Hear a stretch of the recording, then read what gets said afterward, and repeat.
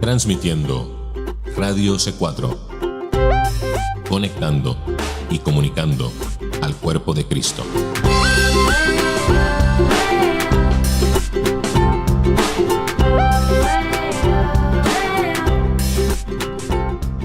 Esos 4 hermanos ya. Y vino este hermano que yo le dije, el que se convirtió en el caballo, Juan González. El Señor lo empezó a usar de que recibió la promesa del Espíritu Santo. Yo estaba orando en el altar y oí que la puerta del templo se abrió y que él cayó de rodillas y venía por todo el pasillo, hablando en lengua. Entonces me puse las manos arriba. Hermana, mire, aquel día el Señor me dijo cosas que todavía yo la estoy viendo. Es decir, que me dio una profecía a largo tiempo. Mantente fiel, pase lo que pase, ahí yo te voy a bendecir. Yo creo que a mí no me conocía nada más que el pastor que desde eso, nomás. Me dijo, te voy a llevar a naciones, vas a predicar acá, te vas a predicar allá, porque yo te he dado palabras, tú has sido tu pueblo.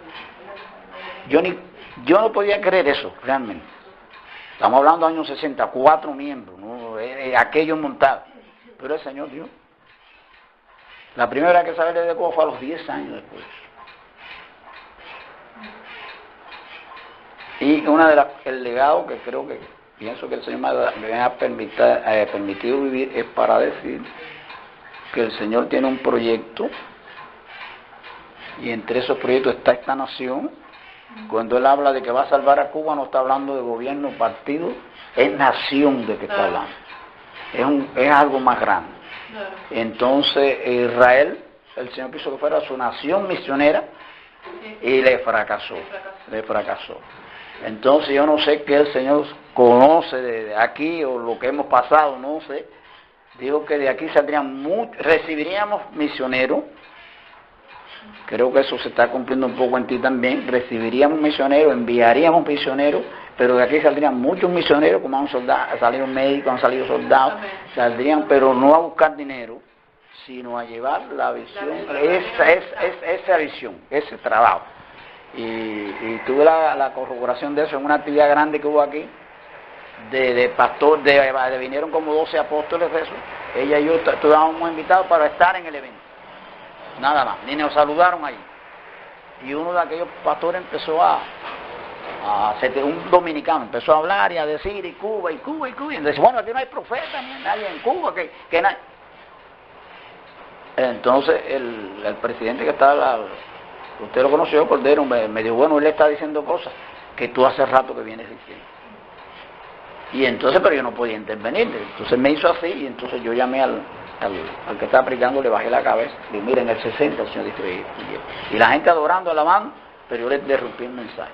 Y mira, el Señor dijo esto, y aquí va a pasar esto, y le empecé a decir lo que el Señor había notado. Y entonces me agarró por la mano, y me dijo, el que tiene que terminar el mensaje, usted me subió en la plataforma. Y bueno, le ministré algunos más, y el Señor esto yo se lo dije a ellos. ¿Y cuál fue el resultado? Me dijo, sí, pastor, necesitamos pastores que nos lleven el evangelio a nosotros. Pastores que... entonces, entonces dándole para atrás el cassette, porque dio un salto en el tiempo. Después fue mi boda, y al final le dije que fui a dar allá al Cedro, cuando le dije al prevístero que me iba a casar. Él me dijo, bueno, casarse eso va a ser, y bueno, que se recoge una ofrenda, se ayuda. Lo que hicieron fue recoger una ofrendita porque yo pensaba que era, y yo salía el otro día, y ellos creían que eso era. Entonces, pues bueno, fui allá a la provincia de Oriente, que era lejísimo por allá, y bueno, cuando vi a mi compañera le dije, vengo a casarme. Me dijo, está bien. Me habla con mi mamá. Realmente ella no me preguntó ni cuántos miembros yo tenía, ni qué condiciones, ni la casa, ni nada de eso. Yo te conocí siendo pastor. Entonces cuando vi a la madre, y con esto voy a terminar ya de eso para que tú descanses, después seguiremos hablando. Y la madre me dijo, bueno, pero aquí tiene que darse una voz que suene. Tiene que ser aquí una cosa que porque esta es la niña más chiquita, que bueno. Y yo lo que llevaba era 50 pesos. Eso no alcanzaba ni para comprar un vestido en aquel momento allí. Bueno, salí corriendo y fui a orar al templo. Y imagínate. Entonces, al principio en el seminario se me había dicho, el que te llamó te va a sostener. Se va a hacer cargo. Si él te llamó, y cuando estaba orando, el Señor me dijo, abre la Biblia. Y cuando la abrí, encontré el texto que dice, yo te voy a suplir conforme a mi riqueza en gloria. Y bueno, yo no sé cómo va a hacer, pero va a hacer. Y empezando que el que vino a casarnos fue el presidente de la iglesia, que había sido profesor en el seminario. Yo lo invité así, y me dijo, no, yo voy con mi esposa. Yo voy con mi esposa, y fue el que nos casó, y entonces hermanos que me conocían empezaron a ofrendar. Bueno, la boda se dio a lo grande. Pero yo seguía sin dinero, ¿eh? Era entrando por un lado y salía por el otro. Ya a la hora de coger el tren para venir acá a la luna de miel y después a la casa nuestra, finalmente en Buenavista, estábamos esperando el tren y yo no tenía dinero. Es decir, eso había sido de una mano para otra. Y en eso el pastor que se quedaba me llamó y me dijo, ¿cuánto dinero tú tienes para el viaje? Y digo, ni un centavo. Y entonces, bueno, por eso el Espíritu Santo nos decía, denle dinero, porque si este hombre tiene, no, denle dinero. Y entonces llega el tren llegando, ellos fueron al cuarto que tenían una alcancía, le dieron un golpe, lo que tenían allí, lo echaron en una bolsa y me lo llevaron llegando al tren. Y entonces, y bueno, después te puede hacer alguna cosa más, pero desde esa hasta aquí hemos pasado por muchas necesidades, problemas, enfrentamientos, falsos hermanos, no sé qué más, qué cantidad de cosas. Fui a trabajar a un cementerio, en una escuela, bueno, pero hasta aquí nos ha ayudado el Señor. Exacto, hasta aquí le ha ayudado Jehová y 5 hijos criados que todos les sirven al Señor. Vamos a hacer una pausa y en otro momento seguimos. Ajá. Gloria a Dios. Seguro que esto que el pastor José Aguiar había estado compartiendo, seguramente que fue de bendición para todos ustedes. Para mí fue tremendo. Para mí, poder estar allí y escuchar al pastor, yo no quería que parara. Y digo, ay, cuénteme alguna otra historia. Bueno, y empezaba el pastor a relatar una y otra cosa. Y es una bendición muy, muy grande para mí. Y extraño mucho a ese pastor tan lindo y como quisiera, la verdad es que él pudiera viajar aquí, que todos ustedes puedan conocerlo en persona y ser ministrados. Es realmente un hombre de gran poder para Dios, lleno del Espíritu Santo y de los dones del Espíritu Santo son manifestados en su vida de una manera asombrosa. La verdad es algo para ver y para presenciar. Van a ver algunos más relatos allí que tenemos reservados para todos ustedes y simplemente quería compartirles algunas cosas más. Saben que hay un pastor muy lindo, su nombre es Luis, José Luis, eso es en la ciudad de Caimito, en Artemisa, un pastor moreno, muy, muy lindo, muy lleno del Espíritu Santo. Hay un testimonio que yo grabé en el que él cuenta acerca de cuando él era niño, tenía 13, 14 años, y cuando él recibe el bautismo con el Espíritu Santo y él comienza a hablar en otras lenguas, y había otra niña de 13 años que ora por él, y entonces él comienza a hablar en otras lenguas, es lleno del Espíritu Santo, y él estaba hablando esto porque en esta iglesia estaba llena, mire, de bote a bote estaba la iglesia esta noche, y a la mañana también la otra, allí en Caimito. Había tanta gente, tan apretados estábamos en ese lugar, y la gente estaba en la vereda, cruzando la calle, habían sillas que habían puesto después de la calle, las calles son angostas, entonces después de la calle habían sillas también, así era la cantidad de gente que había en este lugar. Y el pastor estaba asombrado de ver a todos los niños en esa iglesia, había muchos niños, los niños habían cantado una alabanza, muy lindo, habían ministrado esos niños habían algunos que lloraban. Pasa al frente a hacerse orar en un momento particular un niñito que estaba en una sillita de ruedas, la mamá lo levanta, el niño ahí con la ayuda de la mamá tratando de caminar, muy flaquito, muy débil, muy delicado. El niño pasa al frente, varios pastores oran por él, yo también oré por él, el niño empieza a llorar, muy quebrantado. Y otra de las niñas que había cantado, una niña muy, muy linda, todo el tiempo con su amiguito abrazando a ese niño, ella lo tocaba a ese amiguito de ella, le agarraba las manitos y yo no sé el tiempo que estuvo.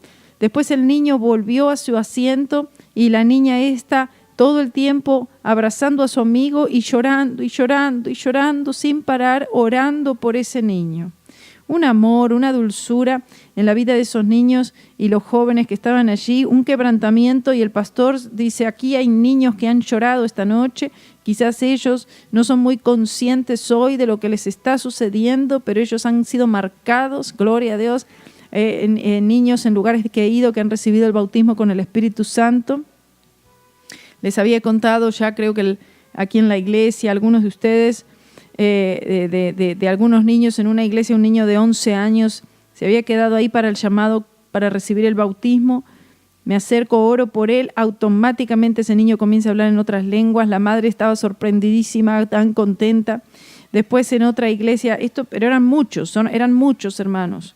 Son muchos a los cuales el Señor Jesús bautizó con el Espíritu Santo. No fueron uno o dos en cada iglesia, no, fueron la mayoría. Eso era lo que era más sorprendente, ¿sí? Eso es justamente lo que choqueó, lo que sorprendió tanto a la gente, a los pastores. Decían, nosotros nunca hemos vivido algo así, nosotros queremos esto, por favor, queremos esto. Entonces vamos para allí, vamos a Pinar del Río, vamos a Matanza, vamos a todos estos lugares, porque hay un hambre por un mover de Dios verdadero que solamente lo va a traer la palabra de la cruz de Cristo, y entonces el bautismo con el Espíritu Santo va a ser una manifestación real allí para aquellos que lo quieran, aquellos que lo pidan, que lo deseen. Y el Espíritu Santo se va a mover. El Espíritu Santo, mire hermano, está más deseoso en hacer estas cosas que lo que está en la misma iglesia a veces. Pero el Espíritu Santo está haciendo grandes cosas allí en Cuba, como lo está haciendo en otras partes del mundo también, por lo menos en aquellos corazones que estén listos, que estén deseosos, que estén buscando, que estén anhelando la presencia del Señor en sus vidas y en sus iglesias, y que no están tan distraídos con todas las cosas de este mundo, sino que están ocupados verdaderamente en hacer y en la obra del Señor. Había otro joven en otra iglesia también, un nene muy lindo, como de unos 13 a 14 años, en un culto una noche.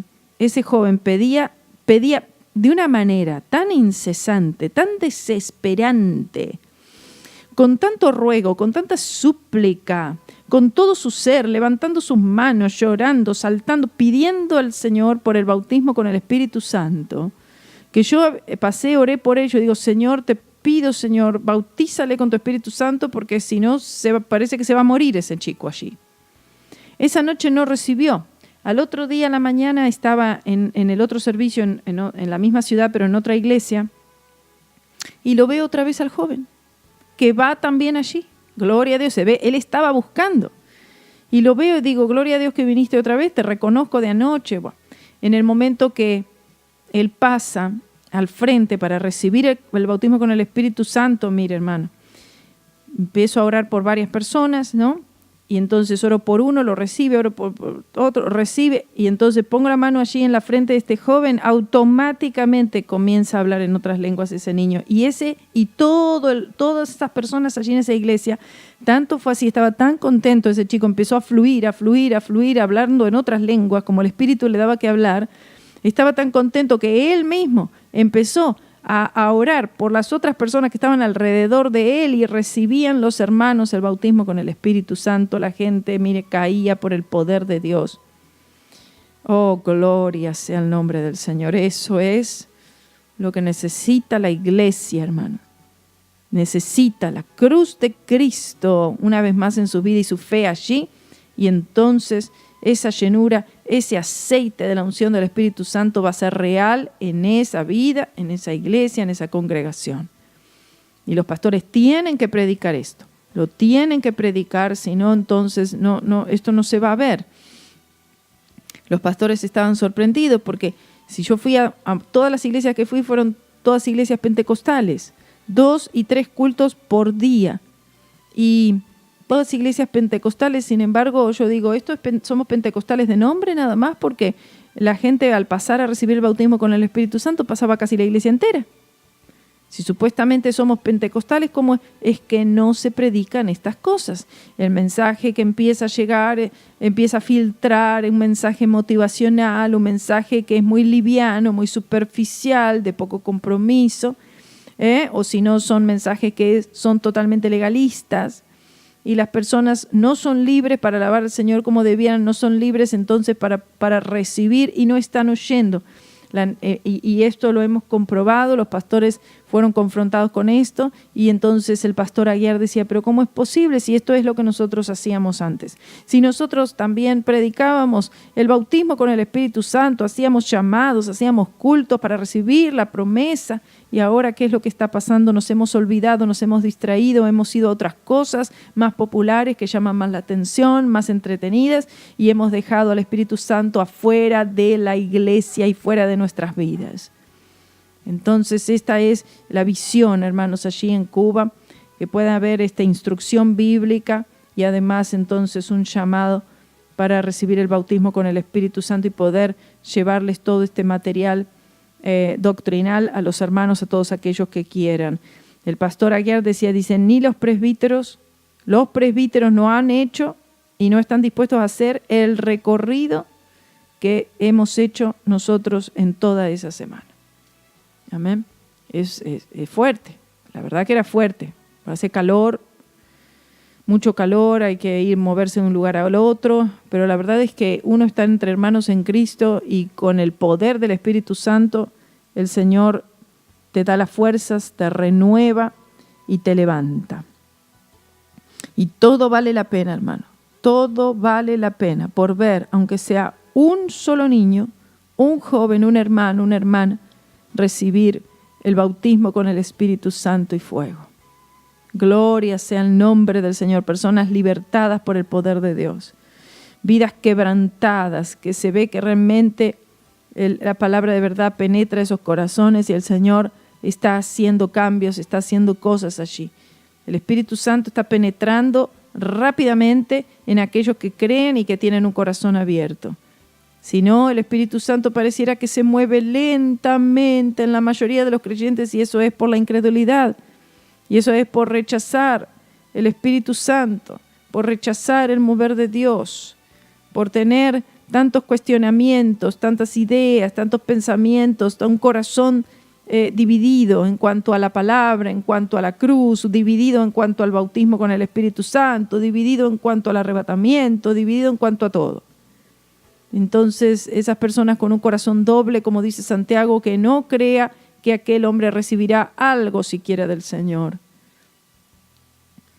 Entonces, el poder ver esa simpleza para alabar y adorar a Cristo toca mi vida, mi corazón, y ahí es donde realmente yo quisiera seguir con su ayuda, seguir haciendo algo que verdaderamente cuente para el reino de los cielos. No me interesa hacer un trabajo turístico, un turismo ministerial, sino una obra que pueda ser a largo plazo, que realmente uno pueda con el tiempo ver resultados y ver algo que el Señor empiece a levantar con poder, con gloria, y que sea algo exclusivamente de Él, algo que sea de Cristo, de Él totalmente, no de mano de hombre, sino que se pueda rápidamente y fácilmente ver que eso es lo que el Espíritu Santo está dispuesto a hacer, donde haya un vaso que está vacío, que está dispuesto y que desea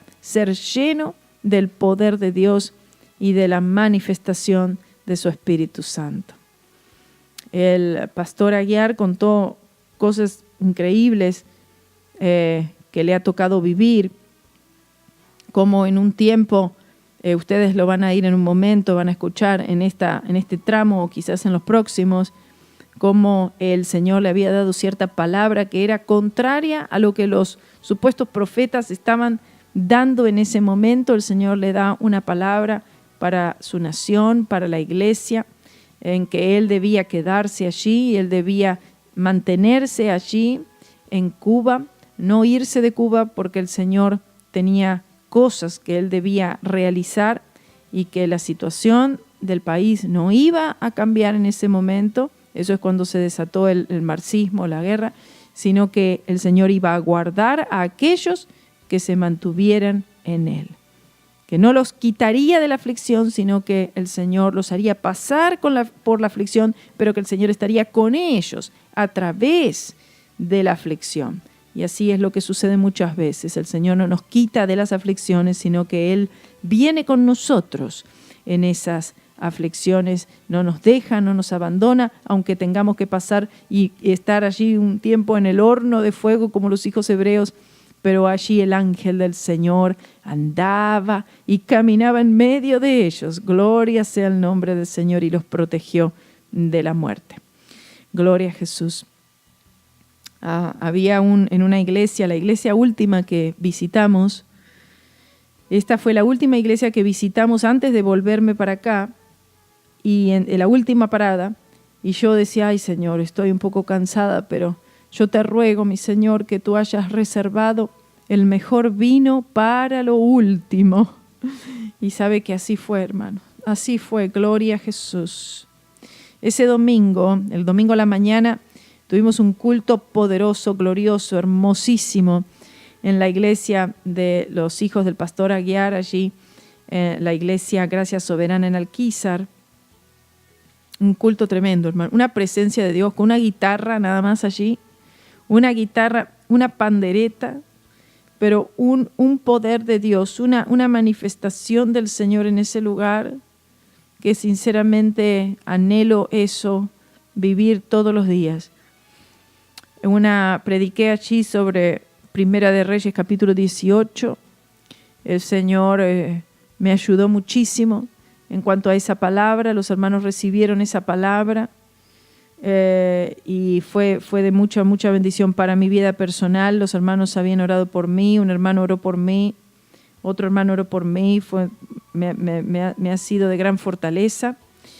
A la noche fuimos a esta iglesia que les digo que fue la última iglesia, la última parada, y el pastor dice, hermana, quiero que sepa, miren, los hermanos estuvieron acá, un grupo orando, están desde la mañana orando, hermano, escuche, desde la mañana que están orando, para que se derrame el Espíritu Santo en esta iglesia, en este culto, porque hemos oído que se ha recorrido y que muchos hermanos recibieron el bautismo con el Espíritu Santo, y nosotros también queremos, por eso los hermanos están orando desde la mañana para que el Señor derrame la promesa del Espíritu. Escuche esto, escuche esto. A veces uno va a orar por el bautismo con el Espíritu Santo y se ven hermanos que se levantan el asiento y se van para afuera. Se van a la calle. Hermanos, se está rechazando al Espíritu Santo quizás. Se está rechazando, se está resistiendo. Por eso la palabra dice, no resistáis al Espíritu Santo. Y sin embargo muchos lo están resistiendo cuando otros lo están anhelando con todo su corazón. ¿Dónde cree usted que el Espíritu Santo irá? Él irá donde se lo está deseando, y Él se retirará de aquel lugar donde se lo está resistiendo. ¿Está entendiendo esto? ¿Está entendiendo? Espero que sí. En esa noche, cuando se hizo el llamado, pasaron casi la iglesia entera, y lo que más me sorprendió, que ahí recibieron todos. Si no es que todos, prácticamente todos. En todas las otras iglesias muchos hermanos recibieron. Pero esta iglesia no era una iglesia grande, una iglesia chica. Pero ¿saben qué? Ahí todos, si no es que la mayoría, o yo creo que casi todos recibieron. El pastor estaba tan contento, hermano. El pastor oraba por los hermanos, Señor, derrama dones, derrama talentos, oh Señor, llénales más.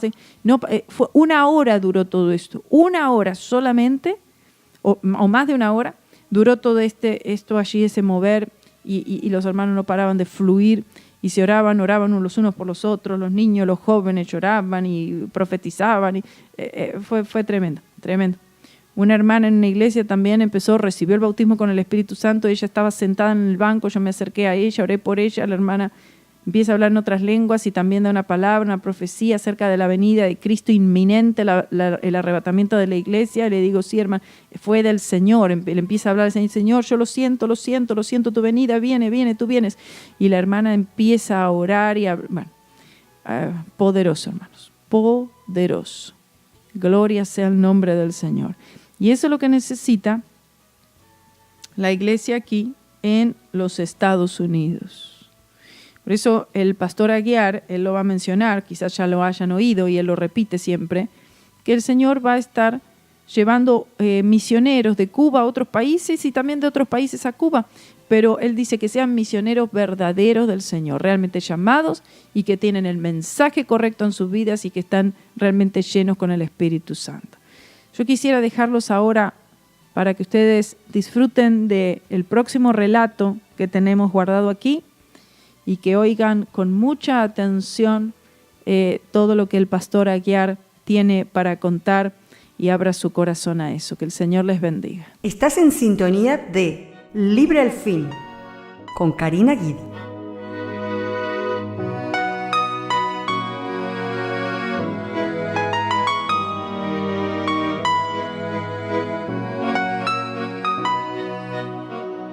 Estamos con el pastor José Aguiar y seguimos entonces aquí en Libre al Fin y él nos va a ir relatando algunas cosas que el Señor ha puesto en su corazón de compartir con todos nosotros. Las historias son muchísimas, pero por lo menos aunque sea algo. Yo no sé dónde quedamos la vez pasada, pero aunque sea algo que de lo que le venga a la mente, de todas las historias, de todo lo que se ha pasado, sobre todo durante el tiempo de que se desata la guerra, más o menos por ese lado, comience ahí a relatar algo.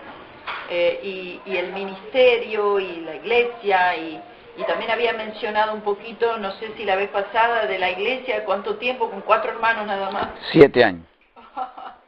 7 años porque en aquel momento que en Cuba se declaró un marxismo de los más feroces, de los más fuertes, pues entonces se consideraba la iglesia como un instrumento del imperio, como un enemigo. Ser cristiano era ser un enemigo de la revolución.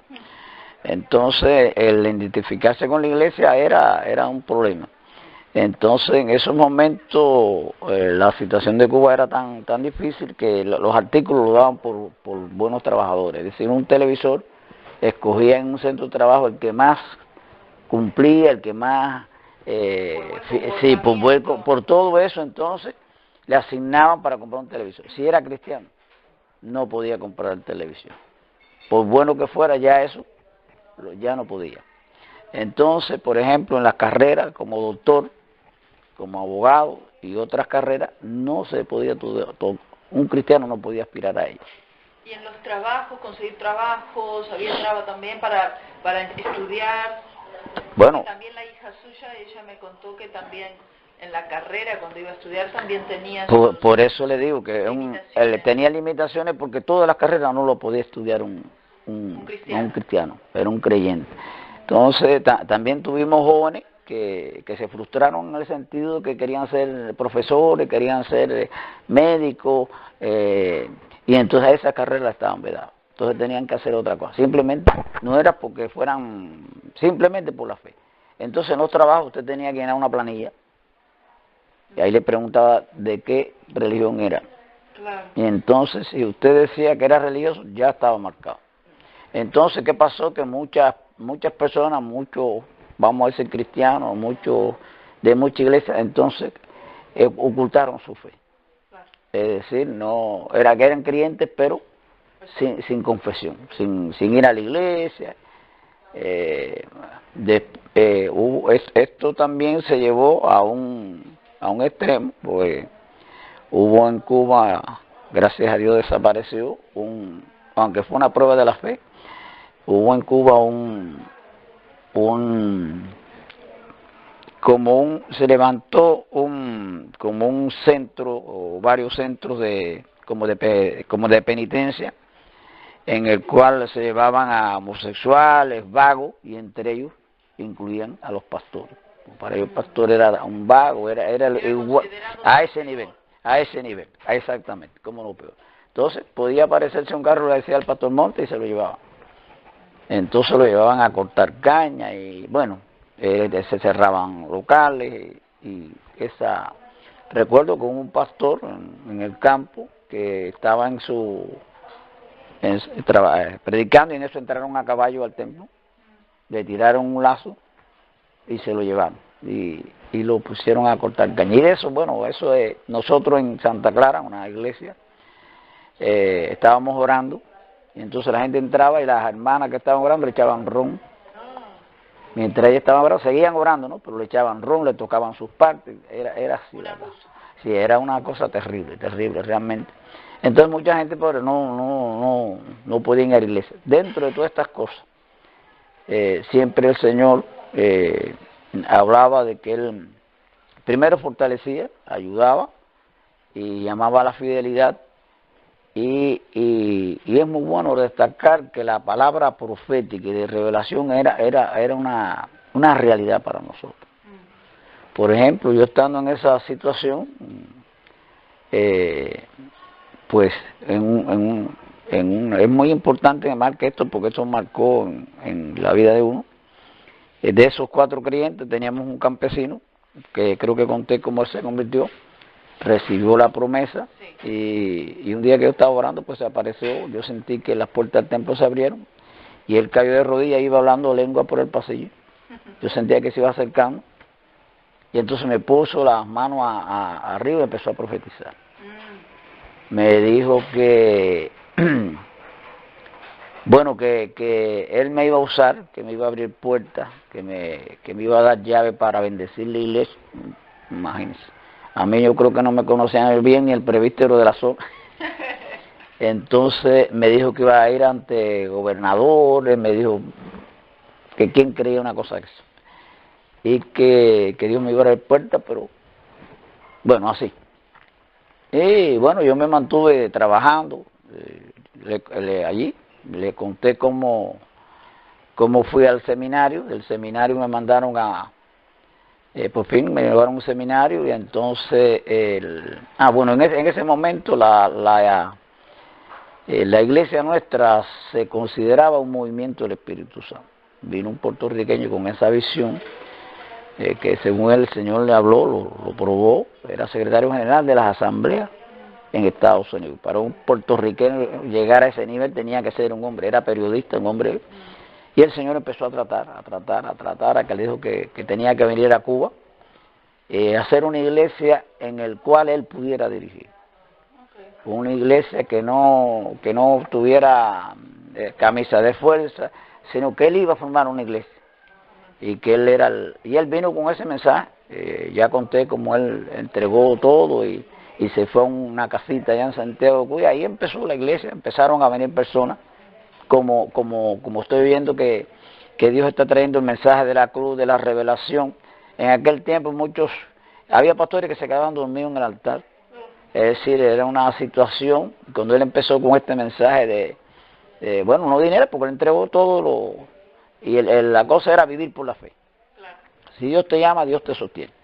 Sí. Dios se responsabiliza, pero se hacía mucho énfasis en que tenías que tener conciencia que Dios te llamara. Además, nadie iba a salir en aquellas condiciones y no estaba seguro que Dios lo había llamado. Eso permitió que un grupo de hombres y mujeres se fueron a los campos. La otra cosa que recuerdo, que crecí en una iglesia, que cuando venía alguien a decir, bueno, yo quiero trabajar en la iglesia, él le decía, ¿tú tienes llamado? Sí.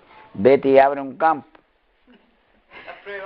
Levanta una iglesia, levanta una congregación, entonces tú vienes y te vamos a dar una creencia. Es decir, vas a probar que realmente, te vas a probar a ti, nos vas a probar a nosotros que realmente tú eres llamado. Y había personas que alquilaban una casa, y ahí en la sala empezaban a cantar con una pandereta y a predicar que Cristo salva, la locura de la predicación, y las almas se salvaban. Por ejemplo, el pastor con el cual yo me convertí, él recibe al Señor en Santiago de Cuba, la misma cosa, el Señor envía a los misioneros, y él vino a Placeta, que es el pueblo donde yo nací, es decir, del oriente a donde el pueblo que yo nací es el centro de la isla. Entonces, como no tenía dinero, vino en una rastra de polizón. Llegó al pueblo y nadie lo quería, y entonces una familia le brindó un cobertizo para que durmiera en una hamaca. Y así empezó a predicar. De eso que estamos hablando. Claro. Es decir, que el Espíritu Santo no era un invento. No. Además, sin el Espíritu Santo, ¿quién podía aguantar todo aquello? Entonces Dios fue, y la cosa del bautismo del Espíritu Santo para nosotros eso era mañana y tarde y noche. Eso era automático. Es decir, eso tenía que tenerlo, porque se daban cultos de espera, vigilia, y entonces era parte del... Así tiene que ser. Entonces, a los 6 meses me bautizaron en agua, y de ahí, bueno, al final fuimos al seminario, en un seminario que venían profesores de MISPA en Puerto Rico, que también estaban bajo ese avivamiento, profesores muy bien preparados, pero con esa misma visión. Claro. Y ahí nos entrenaron, ya le conté cómo fui a San Germán, cómo me casé con la muchacha que encontré, que hoy todavía es mi esposa, gracias a Dios. Como ella dentro de esa visión también, el día que yo la fui a casarme, con 50 pesos en el bolsillo, me dijo, yo te conocí como pastor, así que yo no está bien. Está bien. Así. Y la madre fue la que me dijo, bueno, aquí hay que dar una boda aquí por todo lo alto. Y el Señor fue fiel y me prometió. Y bueno, así salimos al campo misionero. Mi mamá nos dio algunas cosas y bueno, así empezamos a luchar en toda esta situación. Aquello provocó un éxodo de pastores. Eso de que que de 100 pastores 70 se iban en ese tiempo, mira, y después ese fue el mismo tiempo cuando terminó trabajando en el cementerio. Eso fue después. Eso fue después.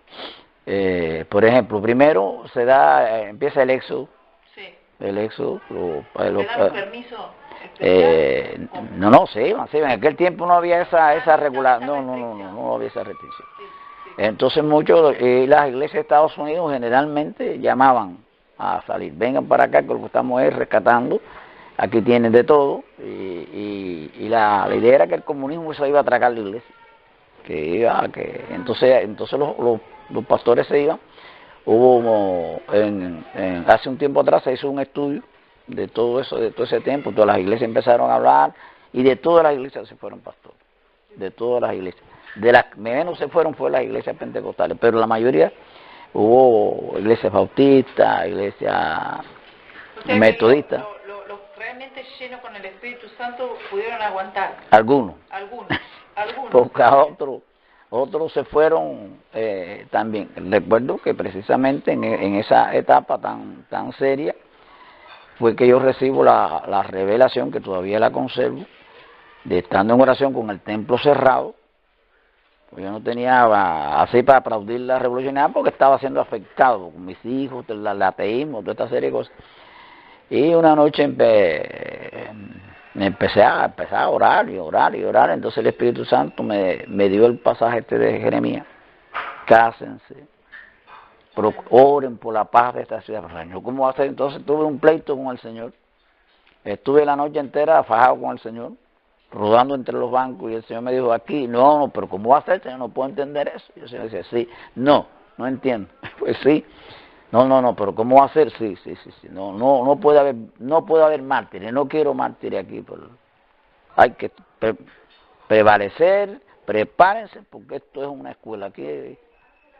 No. Entonces, pastor, Señor, se están yendo mucho. Bueno, ellos irán, pero yo no me voy de Cuba, yo me voy a quedar aquí. Eso fue muy claro para mí, y dijo, y darle este mensaje a la iglesia. Tienes que darle este mensaje a la iglesia. Imagínese usted. Próximamente hubo una convención general, se reunían jóvenes, mujeres y los pastores. Entonces una tarde, allí en Placeta, había un templo de madera y el resto era como una carpa, y ahí dimos la convención. Yo recuerdo que llegué, y el pastor que iba a predicar, eminente, un muchacho muy bien preparado, estudió inglés, universidad, bien preparado, y le tocaba la predicación. Y él se llamaba Guevara, le dije, bueno, Guevara, te toca a ti ahora. Y dice, oye, compadre, por primera vez en muchos años estoy en blanco, no tengo nada que decir, pero como tú lo vas a tener, no estoy aquí, no sé. Y bueno, pues yo tengo una palabra del Señor. Y dice, bueno, pues dale. Entonces, cuando yo subí a la plataforma, había otro maestro, también un hombre de mucha palabra, de mucho espíritu. Entonces, en el templo que estuvimos en Caimito, Sí. ahí él era pastor. Ah, Ahí era pastor. Entonces, pues yo le dije, cuando él estaba abriendo la Biblia para empezar a predicar, le dije, yo tengo una palabra de Dios. Y aquello se respetaba en aquel tiempo. Nadie andaba diciendo un cuento de eso. Y a los que salían el Espíritu Santo sí. los descubría. Era tanta Porque por la palabra todo enseguida.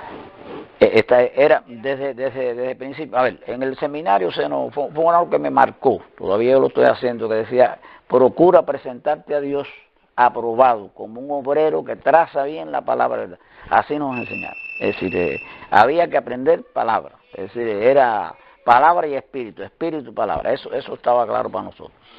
Entonces, cuando él va a abrir, yo le digo, tengo un mensaje. Bueno, dale.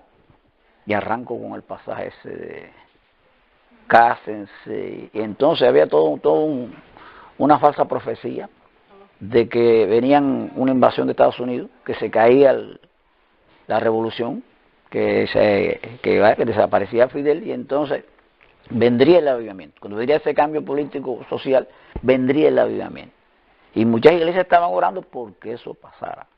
Pensaba que era una cosa de momento nada más. Ajá, Bien y que no, y que ya. Lo que pasó con el éxodo en Babilonia, o sea, muy parecido. Exactamente. Entonces yo venía con un mensaje totalmente contrario, Sí. en contra de la supuesta profecía y de las condiciones. Entonces, bueno, cuando empecé a predicar con aquello, hay una cosa que a toda la vida me ha pasado, o muchísimas ocasiones de mi vida, en momentos cruciales, siempre Dios me ha dado la palabra. A veces he estado sentado en una situación y no sé ni qué voy a hacer. Cuando me paro ahí, me dice, tú vas a hablar de esto. Eso me ha pasado varias veces. Esta casa fue así, en un culto en Puerto Rico, el Señor me dio la casa por un mensaje que prediqué. Es decir, el Señor me dijo, di esto, pues me quedé así, me dejaron, sin anunciarme, me dijeron, usted va a predicar, y aquí yo estaba, había como 3,000 personas sentadas. Y para la televisión puertorriqueña se estaba dando. Entonces, agarraba la puerta, empecé a predicar lo que el Señor me dijo. Tú vas a predicar y contra el pecado, vas a predicar aquí esto y esto y lo otro. Y se derramó el espíritu, sanidad, y después se recogió una ofrenda y me salió esta casa. Gloria a Jesús. Entonces, imagínense cuando se dio ese mensaje, los pastores se pusieron, no, ¿tú estás seguro de eso? ¿De dónde tú sacaste eso? Me lo dijo el Señor. Pero ¿cómo va a ser? No, eso no puede ser así. Bueno, el Señor dice eso, que esto es una escuela y que aquí esto ni se va a caer ni lo va a tumbar nadie. Esto vamos a pasar trabajo, porque bueno, el bloqueo, vino el periodo especial también, que es cuando Cuba se separa de la Unión Soviética, que era la que lo sostenía, petróleo de todo, y pasamos, hermana, había a veces 14 y 15 horas sin corriente diario. La gente cambiaba la ropa en los campos por comida. Se apretó esto de una manera, pero a veces se cocinaba con cebo. No había grasa, fue un momento también muy duro que pasó este pueblo. Por eso pienso que el Señor entrena y prepara a las personas con un plan, con un futuro. Dios no castiga a la gente por gusto, ni le gusta el sufrimiento. No, Él es el Dios de los huérfanos, de la viuda. A veces olvidamos eso, de los que no tienen, porque Él fue de esa clase. Antes de nacer ya era un exiliado que tuvo que salir huyendo porque lo iban a matar. Y usted que ha estudiado sabe que los niños en Palestina morían de hambre muchísimo, que el hecho de que Jesucristo prevalece ya era un milagro. Y Él vivió en esa clase. Él tocó el dolor, el sufrimiento. Por eso le decían, con los pecadores recibe, con ellos, y pecadores no eran nadie. Y allí estaba nuestro Señor. Entonces, imagínese usted qué clase de situación me busqué. Y siempre, bueno, entonces esta que es importante también para poder entender dónde estamos y lo que yo pienso que va a pasar, es que bueno, en aquel momento en las iglesias se designaban los directivos por decisión. Por votación. No, No era por votación, era por decisión. El directivo decía, ahora es fulano, venga y Esperanza. Que eso, entonces se hizo una camarilla, se llevó una iglesia que se convirtió en una secta, aquello era terrible. Entonces se prohibía leer, estudiar, era una cosa terrible. Entonces, y cerrarse en las paredes, y decía, no, así no es la cosa. Ustedes tienen que desarrollarse aquí, porque tienen que vivir aquí, tienen que crear una iglesia aquí, en este contexto. Y bueno, al final se dio una convención, y en esa convención salió un hombre de fuego y de luz, el hermano Francisco Martínez.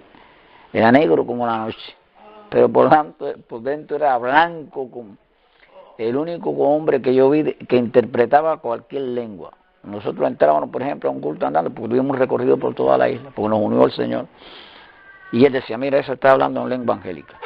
Aquel esta es una oración de clamor. Aquel es que está el Espíritu orando por él mismo, así. Es decir, él toda la lengua la interpretaba. Era un hombre de fuego, de luz, una gente tremenda. Y entonces él empezó también en eso. Un día Francisco me dijo, oye, me voy 3 meses a cortar caña. No, te vas a ir 3 meses a cortar caña, porque este testimonio hay que darlo aquí. Si todo el mundo está cortando caña, yo me voy a cortar caña. Y se iba y cortaba caña. Y bueno, era una gente que rompió el esquema para aquel tiempo. Y bueno, él salió de presidente y yo salí de vice y empezamos una reforma dentro de la iglesia. Con la visión de que la idea era que reforma es siempre, la iglesia renovándose, siempre renovándose a la luz del Espíritu Santo. Por ahí yo tengo un trabajo, debo tener en algún lado, de que en aquel momento yo hice un trabajo, lo presenté a la convención, de la visión de la iglesia que Dios quería en Cuba, y bueno, que no podíamos aislarnos porque nos iban sino que teníamos que salir a predicar, a hacer y contextualizarse, pero sin negar la fe, ni los principios. Eso sí, nosotros nunca lo negociamos, no, ese era en esa situación, con todos esos problemas, pero con ese mensaje. Entonces, en esa situación así, y esto es grande también, él era un hombre, el primer negro que fue vicepresidente de un consejo de iglesia que salió a Nairobi, fue él. Porque y allí era lo mismo, y no era un hombre de mucha cultura, pero sí de mucho fuego, de mucho testimonio. Bueno, les digo esto para que usted vea cómo Dios cuida a su iglesia, como Dios, por eso creo que todo esto que está pasando es que se está fuera del análisis humano, pero Dios sabe lo que hace. Usted no vino aquí a turistear, vino aquí con un propósito marcado del Señor. Entonces, que lo cumpla no ya es su decisión y su visión, pero bueno, porque Dios da esas cosas. Dios te llama y te dice, pero uno decide. Y bueno, 6 meses antes de morir, él sabía que iba a morir. Y entonces reunió a nosotros, a la junta directiva y a los presbíteros, y le dijo, miren, yo voy a seguir representando la iglesia en las reuniones, pero el que se va a encargar de la dirección interna de la iglesia es el pastor Aguiar. Bueno, éramos hermanos, pero porque es que se encarga aquí de la estrategia, la enseñanza, y empezó a preparar la iglesia. Y se movía aquí, se movía allá. Entonces, en una ocasión que estábamos reunidos en Santiago de Cuba, que usted estará algún día allí, porque el que viene a Cuba y no va a Santiago de Cuba es el lugar donde salen todas las revoluciones, es un pueblo de mucha historia, dice que ahí la tierra tiembla, pero los hombres no. Entonces, yo era pastor en Santiago de Cuba, entonces íbamos por una reunión en el centro de la isla. Él había salido hacia el occidente, al regreso nos íbamos a reunir por una reunión de pastores. Y cuando íbamos a ir recibimos el telegrama que había muerto en el camino. Entonces, y ahora todo el mundo se quedó así, pero ya la iglesia, no hubo ningún movimiento porque ya la iglesia se mantenía trabajando, porque él había con tiempo, el Señor le dijo, no, esto yo me voy, pero ustedes siguen. Es decir, que ya no hubo y ahora no hubo desconcierto. Entonces vinimos a Cabo y ya lo trajeron en un féretro. Y de ahí, bueno, de acuerdo a aquella visión y revelación, pues nosotros empezamos a trabajar por la iglesia, porque la iglesia nuestra no fuera una secta, sino que el Señor dijo que entre iglesia y con iglesia nosotros tendríamos que tener luz y tener ese testimonio. Fueran presbiterianos, eran los que fueran, o como lo que fueran, nosotros teníamos que mantener esa... y entonces lo que me provocó que me pidieran que me fuera, que en una ocasión, bueno, yo fui di un viaje a Estados Unidos que, a ver, vamos a decir bien esto. Nosotros estábamos un día en una reunión y se aparecieron pastores de Estados Unidos, la Iglesia de Discípulos de Cristo, y empezamos a conversar y demás, y entonces le empezamos a decir la visión que teníamos. Que no era solo hablar en lengua y ser santo, sino ir a la sociedad con un mensaje, porque si no la iglesia se iba a perder el pueblo con la fe. Y no era negar la fe, era enfrentar aquello, porque era... Y entonces él dijo, bueno, pero esa iglesia yo no la había visto, pentecostales con un compromiso desde Jesucristo, eso. Y entonces empezaron a apoyarnos, invitaron allá, yo los traje y empezaron a ayudarnos en algún asunto. Entonces, a mí se me ocurrió un día, en medio de una convención, a todos ellos, llevarlos al campo, que había un llamado, toda la ciudad estaba haciendo llamadas, camiones, qué sé yo, que hay que recoger una cosecha, que no hay gente acá.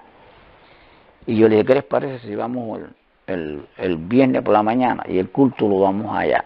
El culto va a ser que vamos todos nosotros y nos vamos a sumar a recoger tomate, todo, porque hace falta para la población. Ellos lo vieron bien como una aventura, ¿no? Como yo, sí, no hay problema, nosotros vamos.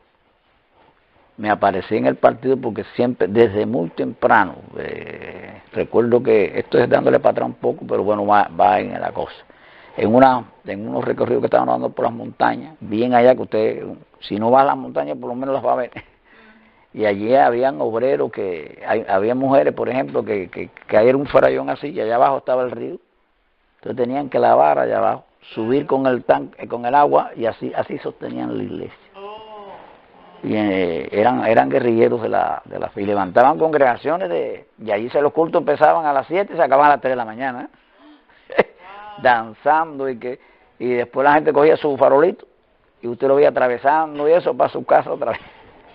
Eso había que ver, Entonces, sí, por eso quizás Dios está diciendo de esa que Dios quiere, con el mensaje claro, como el que se está trayendo, es que con ese espíritu porque cuando el Señor habla de una nación misionera, no es que solo salíamos, sino que íbamos a recibir misioneros. Que iba a ser entrar, salir, compartir, pero con esa visión de que la frontera era en el mundo, donde Dios nos mandara con el Espíritu Santo. Y bueno, pues, y salimos, nos fuimos para el campo. Yo hablé fui allá al partido, porque, ¿y eso cómo es? ¿Qué van a hacer ustedes? ¿Qué tienen que ver ustedes con eso? Bueno, nosotros somos cubanos igual que usted, igualito. Y queremos una bendición, lo único que nos queremos cooperar. Pero eso nada más, sí, eso nada más. Pónganos el transporte que nosotros vamos.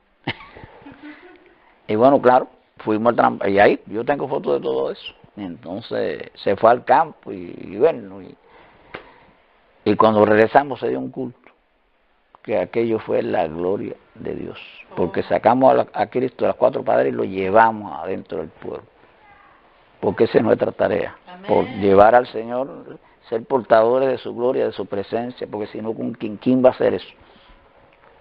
Ahora, que era difícil, que era problema, bueno, al final, después otra cosa fue que con los jóvenes hicimos lo mismo. Había una cosecha de guayaba que se estaba perdiendo, ya teníamos una iglesia norteamericana y una peruana. Hoy uno de los famosos apóstoles de eso, Bernardo creo que se llama, de las 7 colinas, que sé yo, allá, que es poderoso. Bueno, ese hombre recogió guayaba con nosotros. Mira, ¿y después qué pasó? Bueno, como usted dice, sí, se desvió, lamentablemente. Pero aquel día, si un día nos encontramos, yo recuerda que tú recogiste guayaba con nosotros. Amén. Entonces eso le molestó a unos super santurrones decía que la iglesia como no se podía contaminar. Digo, eso no es ninguna contaminación, por lo que estamos llevando el evangelio. Nosotros no hemos negado la fe en ningún momento. Estamos diciendo que somos iglesia y que vamos como iglesia. No vamos a ocultos.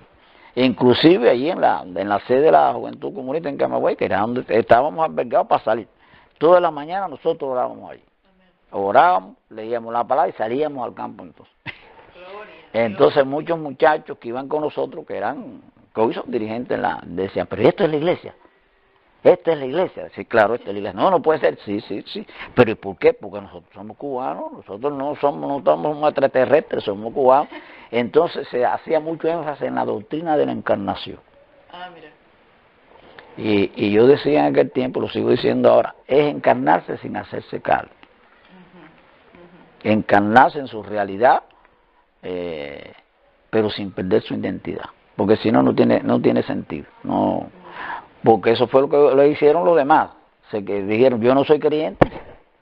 Estudiaron, llegaron carreras, pero negando la fe. Y nosotros peleamos, un día pedimos una entrevista al más alto nivel en este país.